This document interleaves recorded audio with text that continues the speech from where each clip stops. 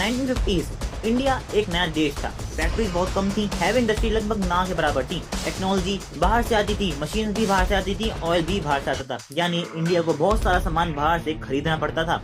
अब एक सिंपल सवाल, मान लो एक फैमिली हर महीने 50,000 कमाती है, लेकिन 70,000 रुपए खर्च कर देती है, तो क्या होगा? सेविंग्स तो कम होती जाएंगी या उधार लेना पड़ेगा। कंट्री के साथ भी बिल्कुल यही चीज होती है। जब इंपोर्ट एक्सपोर्ट से ज्यादा होता है, मतलब कि हम सारा सामान बाहर से खरीद रहे हैं बेचने की सिवा, तो डॉलर्स बाहर चले जाते हैं और धीरे धीरे रूपी पर प्रेशर बढ़ने लगता है। अब हम पहुंचते हैं 1966।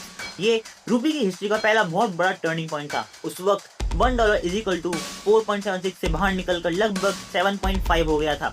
लेकिन ऐसा क्यों हुआ? उस समय इंडिया को लगातार प्रॉब्लम्स का सामना करना पड़ रहा था। 1962 में चाइना के साथ वॉर हुई, 1965 में पाकिस्तान के साथ वॉर हुई। दो वॉर्स ने गवर्नमेंट का बहुत पैसा खर्च करवा दिया। ऊपर से 1965 और 66 में सीवियर ड्राउट आई, यानी बहुत कम बारिश हुई, फसल खराब हो गई, फूड शॉर्टेजेस हो गई और इंडिया को बाहर से अनाज भी इंपोर्ट करना पड़ गया। और इंपोर्ट्स के लिए डॉलर चाहिए थे।